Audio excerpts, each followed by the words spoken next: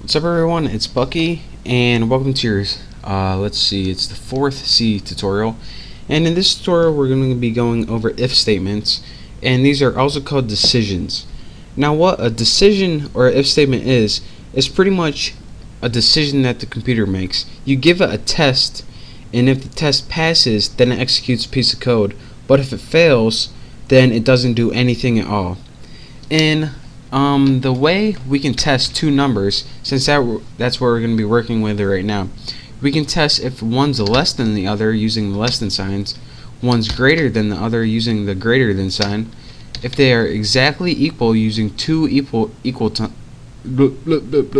signs or double equal, and if they aren't equal at all using exclamation point equal.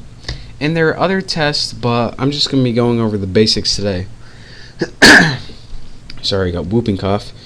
And since we're going to be testing two numbers, we need two number variables. So let's put int num1, int num2.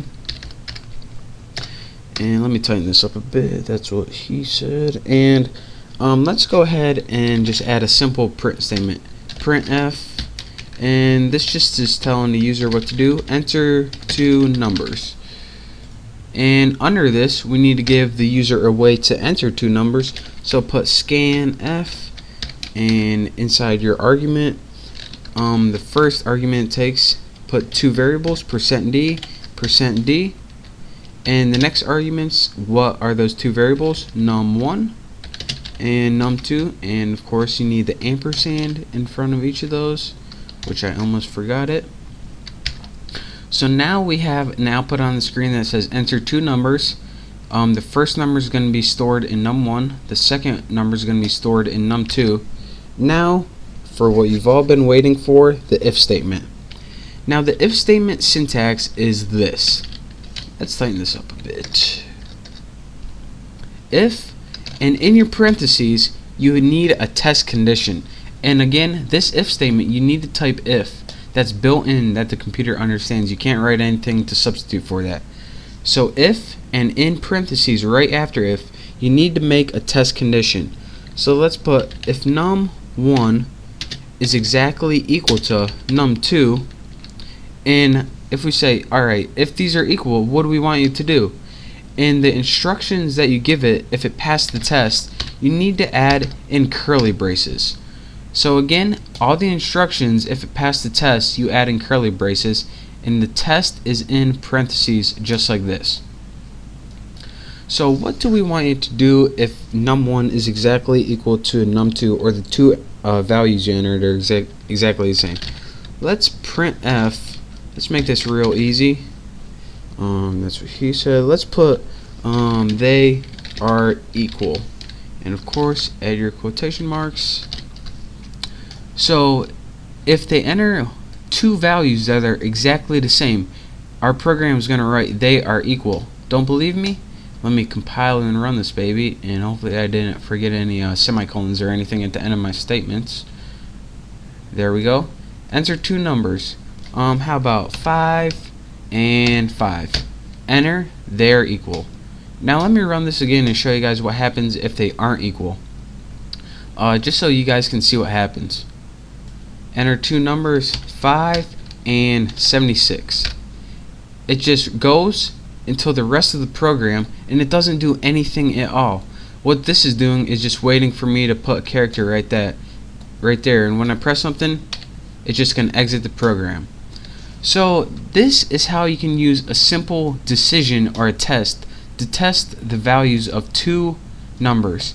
And again, you don't just need one if statement, you can use multiple if statements.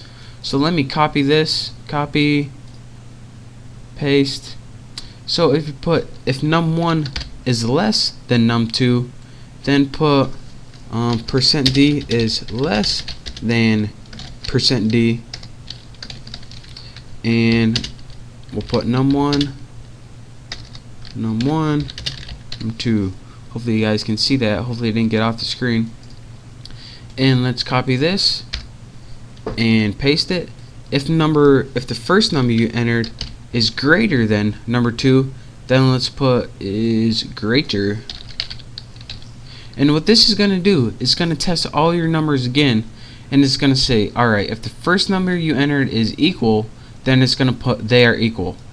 If the first number you entered is less than, it's going to put the first number is less than the second number.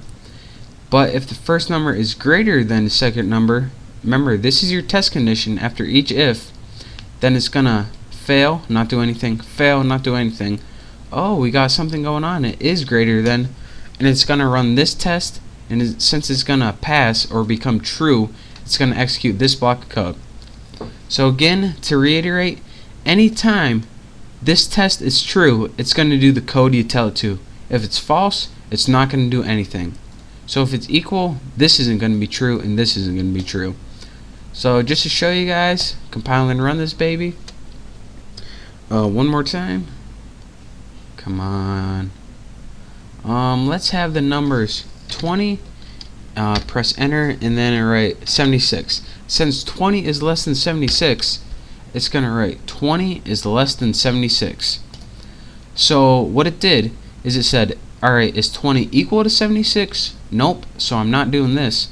Is 20 less than 76? Yes, it is. So I'm gonna write 20 is less than 76.